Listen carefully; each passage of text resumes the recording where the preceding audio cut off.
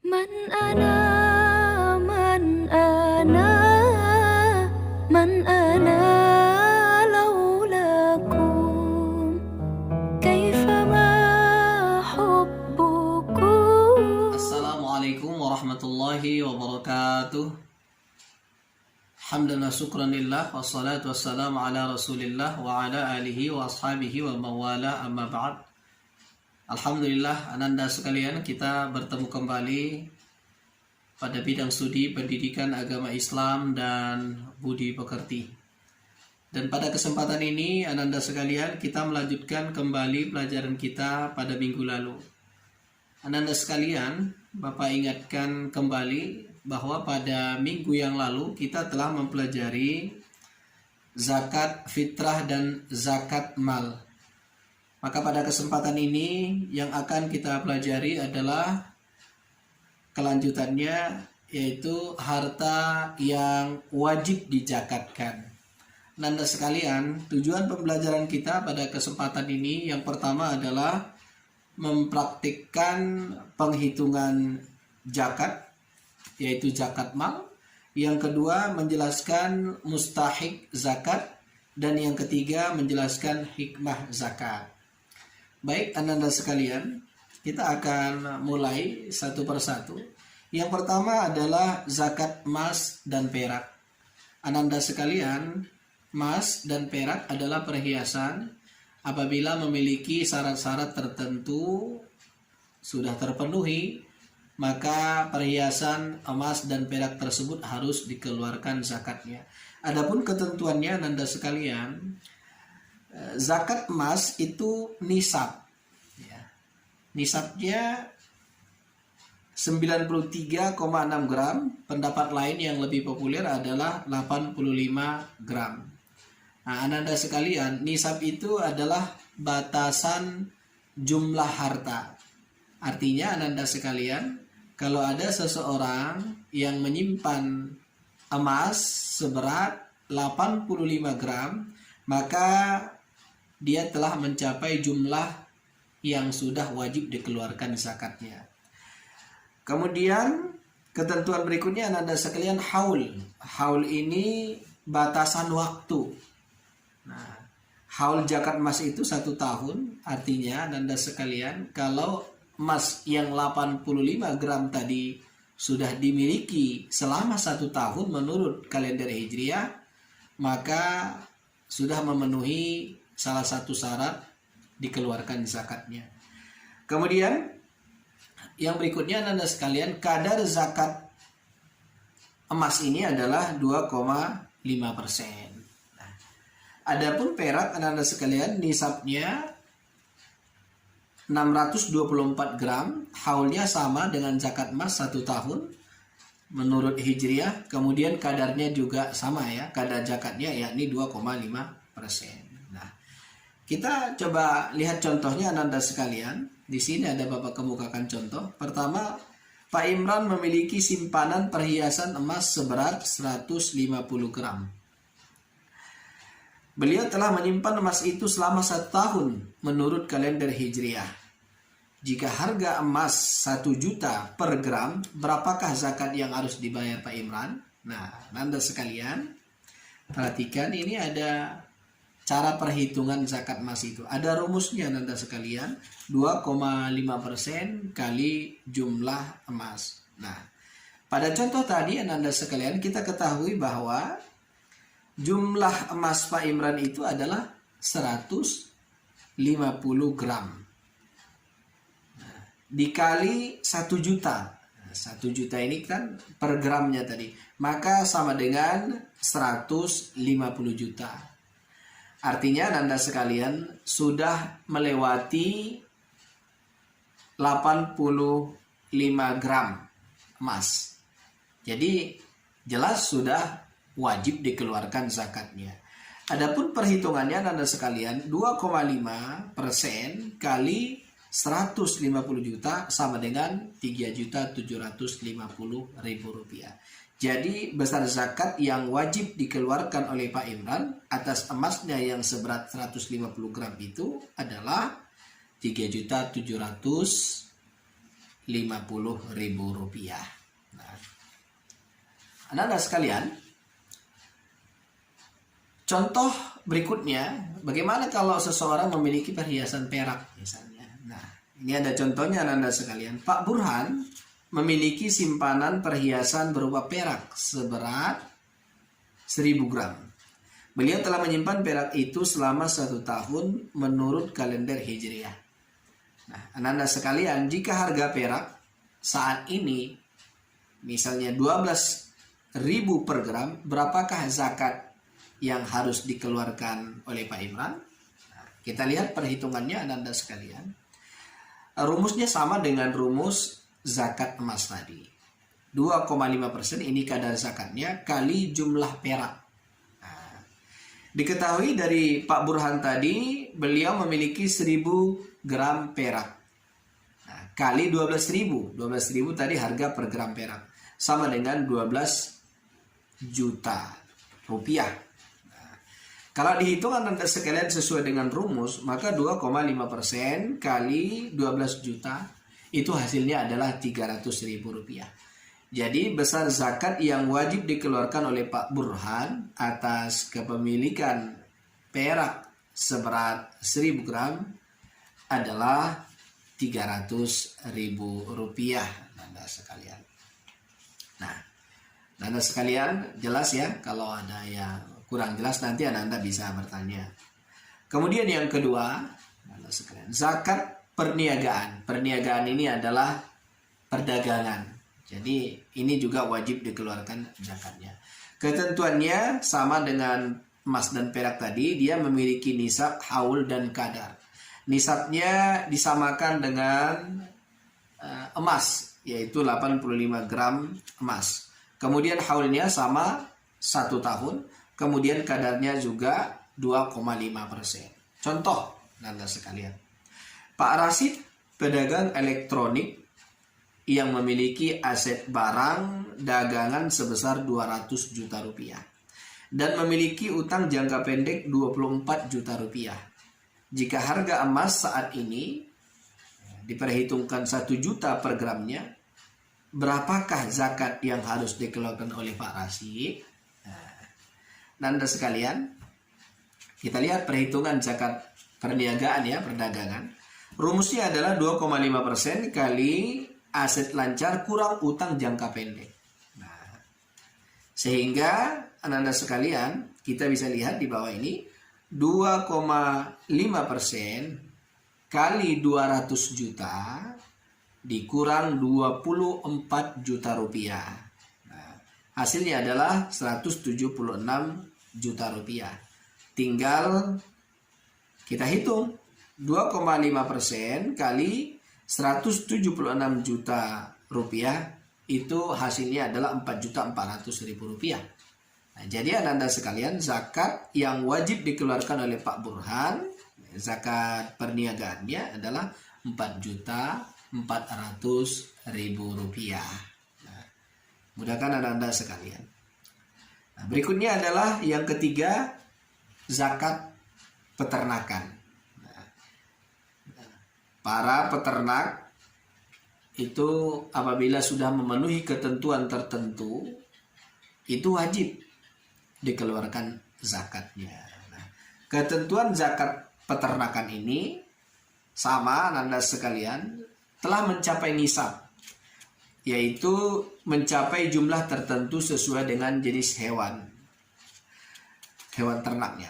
Kemudian haul, yakni waktunya sudah 1 tahun dipelihara, kemudian mencapai kadar atau sudah ada ketetapannya, ukurannya, kemudian digembalakan atau diternakan. Hewan itu adalah diternakan. Nah, yang sudah jelas adalah kambing dan sejenisnya, kemudian sapi dan sejenisnya, kemudian onta. Nah, mengenai nisab dan kadar zakatnya dapat kita lihat pada tabel ini Anda sekalian. Di tabel ini ada kambing atau domba. Jika sudah sampai 40 ekor, maka sudah wajib dikeluarkan zakatnya bila sudah dipelihara selama 1 tahun. Kalau 40 ekor sampai 120 ekor itu zakatnya 1 ekor umur 2 tahun. Kemudian 121 ekor sampai 200 ekor umurnya kadar zakatnya adalah 2 ekor kambing maksudnya ya, yang berumur 2 tahun. Begitu seterusnya sesuai dengan tabel, sudah ada ketentuannya. Jadi ananda sekalian kita tinggal melihat tabelnya. Begitu juga dengan sapi atau kerbau, kemudian bisa dilihat di situ ya ananda sekalian. Nah, kalau sudah mencapai 30 ekor sapi atau kerbau dan sudah dimiliki selama setahun, maka sudah wajib dikeluarkan zakatnya. Berapa zakatnya? 1 ekor ya, yang sudah berumur 1 tahun. Nah, kalau kita buat contoh ananda sekalian, misalnya Pak Mursin adalah peternak kambing. Setelah berlalu selama 1 tahun dan di jumlah hewan ternak keseluruhan sebanyak 75 ekor, berapakah jumlah zakatnya? Nah, kita tinggal lihat tabel anak-anak sekalian. Berdasarkan ketentuan zakat ternak pada tabel, zakat yang harus dikeluarkan oleh Pak Mursin adalah 1 ekor kambing yang sudah berumur 2 tahun. Berikutnya anak-anak sekalian, zakat pertanian. Nah, jadi zakat hasil-hasil pertanian itu juga ada dengan ketentuan-ketentuan sebagai berikut. Pertama, nisab ya. Nisab zakat pertanian itu adalah 5 wasak atau dikonversikan ke kilogram itu 750 kilogram. Kemudian berbeda dengan zakat emas tadi, zakat perak. Nah, zakat pertanian ini dikeluarkan ketika panen. Jadi tidak mesti menunggu harus 1 tahun. Kemudian kadarnya juga berbeda dengan emas dan perak tadi. Nah, kalau kadar zakat pertanian ini 10% jika tidak ada biaya pengeluaran untuk pengairan. Nah, sedangkan jika ada biaya pengairannya, maka zakatnya sebesar 5%. Nah, contoh Anda sekalian, perhatikan contoh ini ya. Bapak Haji Sutik adalah seorang petani. Ia memiliki sawah yang luasnya 2 hektar yang ia tanami padi. Selama pemeliharaan, ia mengeluarkan biaya sebanyak 5 juta rupiah. Ketika panen, hasilnya sebanyak 10 ton beras. 1000 kilo ya. Berapakah zakat hasil tani yang harus dikeluarkan Pak Haji Sutik? Nah, Anda sekalian, kita lihat ya. Zakatnya, kita lihat hasil panennya tadi berapa? Ya 10 ton, 1000 kilo. Jelas melebihi nisab. Nisabnya tadi berapa? Zakat pertanian? Iya 750 kilogram. Sedangkan ini udah 1000 kilogram. Artinya sudah melampaui nisabnya. Maka sudah wajib dikeluarkan zakatnya. Maka kita tinggal menghitung saja 10.000 ya. 10.000 kali 5% sama dengan 500 kg. Jadi zakatnya itu adalah 500 kg. Nah, jika harga jual beras adalah 10.000 per gram, maka 10.000 kilogram atau 1 ton kali 10.000 itu sama dengan 100 juta. Jadi hasil panennya itu kalau diuangkan itu sama dengan 100 juta rupiah. Nah, 100 juta rupiah kali 2,5% itu sama dengan 5 juta rupiah. Maka kalau dia membayar dengan uang, maka zakatnya 5 juta. Kalau dia bayar dengan padi, maka dia zakatnya 500 kilogram. Nah, Anda sekalian, terakhir nih kita pelajari pada kesempatan ini adalah zakat profesi. Nah, zakat profesi ini adalah setiap pekerjaan seseorang yang dia mendapatkan gaji, ya, upah, honorarium, jasa dan lain-lainnya. Nah, tentu yang diperoleh dengan cara yang halal, baik rutin seperti pejabat negara, pegawai, dokter, pengacara, konsultan dan sejenisnya. yang pendapatannya diperoleh dari pekerja dan pendapatan yang diperoleh dari pekerjaan-pekerjaan yang lainnya. Nah, jadi kalau seseorang memiliki profesi tertentu, dia mendapatkan penghasilan, kalau memenuhi syarat-syarat maka dia wajib dikeluarkan zakatnya. Bagaimana perhitungan zakat profesi ini? Nah, jadi zakat profesi ini nisabnya sama dengan emas, yakni 85 gram. Jadi kalau seseorang gajinya sudah mencapai seharga 85 gram emas, maka dia sudah wajib membayar zakat. Nah, sekarang kita prediksi harga emas per gramnya adalah 1 juta. Berarti kali 85 sama dengan 85 juta. Artinya seseorang, apapun pekerjaannya yang halal, sudah mendapat penghasilan 85 juta per tahun, maka wajib dikeluarkan zakatnya. Cara perhitungannya sebagai berikut anak-anak sekalian. Nah, 2,5 kali penghasilan per tahun. Nah, jadi anak-anak sekalian, kalau kita lihat contoh di sini, Pak Fahri seorang dokter memperoleh penghasilan sebesar 10 juta rupiah per bulan atau 120 juta rupiah per tahun kali 12. Dalam 1 tahun berapakah zakat profesi yang dikeluarkan oleh Pak Fahri? Nah, di sini kita lihat anak-anak sekalian, rumusnya 2,5% kali penghasilan per tahun. 2,5% kali 120 juta ini penghasilannya tadi per tahun, sama dengan 3 juta rupiah. Jadi zakatnya per tahun itu 3 juta rupiah. Nah, apabila dia ingin mengeluarkannya setiap bulannya, maka tinggal bagi 12, yaitu sebesar 250.000 rupiah. Nah, jadi Pak Fahri zakatnya secara akumulatif itu 3 juta rupiah jika dia ingin mengeluarkannya di akhir tahun. Jika dia ingin mengeluarkannya setiap bulan, maka zakatnya adalah 250.000 rupiah. Nah, anak-anak sekalian, berikutnya siapa yang berhak menerima zakat atau yang disebut dengan mustahik? Yang pertama adalah fakir. Siapa itu?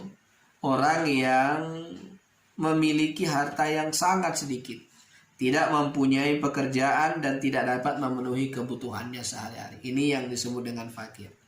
Yang kedua miskin. Ini termasuk kategori yang kedua yang mendapat zakat itu adalah orang yang mempunyai sedikit harta dan penghasilan serta tidak dapat memenuhi kebutuhan sehari-hari. Itu kategori pengertian daripada miskin. Kemudian amil ini anda sekalian, orang-orang yang mengurusi zakat, mulai dari mengumpulkan sampai kepada pembagiannya. Kemudian yang keempat, yang berhak menerima zakat itu adalah mu'allaf, orang yang masih lemah imannya, misalnya orang yang baru saja memeluk agama Islam. Riqab, yaitu memerdekakan budak atau pembebasan budak. Nah, zaman sekarang ini anda sekalian tidak ada lagi sistem perbudakan. Kemudian yang keenam garim. Garim itu adalah orang yang mempunyai banyak hutang. Kemudian yang ketujuh sabilillah, yaitu orang-orang yang segala usaha yang bertujuan untuk menegakkan agama Allah Subhanahu wa taala. Dan yang kedelapan ibnu sabil, yaitu orang-orang yang kehabisan bekal dalam perjalanan. Ini anda sekalian bisa kita lihat di dalam Quran surah At-Taubah kalau nggak salah ayat 60. Nah, anak-anak sekalian, yang terakhir adalah hikmah zakat. Apa sih manfaat hikmah zakat di dalam kehidupan kita? Yang pertama adalah bayar zakat ini merupakan ungkapan rasa syukur kepada Allah atas segala nikmat yang diberikan. Yang kedua, dengan zakat ini ada sifat tolong menolong, membantu dan membina kaum du'afa, yaitu kaum atau orang-orang yang lemah secara ekonomi. Kemudian yang ketiga, menumbuhkan sikap dermawan dan mengikis sifat pelit atau bakhil atau kikir. Yang keempat, mensucikan diri dari dosa. Yang kelima, mengurangi kesenjangan sosial antara yang kaya dengan yang miskin. Nah, Ananda sekalian, itu tadi yang Bapak sampaikan adalah zakat mal dan cara-cara perhitungannya. Mudah-mudahan bermanfaat Ananda sekalian dan bisa menjadi bekal ilmu bagi kita pada masa yang akan datang. Mungkin ada yang jadi pengusaha nanti Ananda sekalian, peternak, ada yang profesinya sebagai dokter dan lain-lain sebagainya. Jangan lupa Ananda sekalian, keluarkanlah zakatnya. Terima kasih atas segala perhatian. Mohon maaf atas segala kesalahan. Assalamualaikum warahmatullahi wabarakatuh.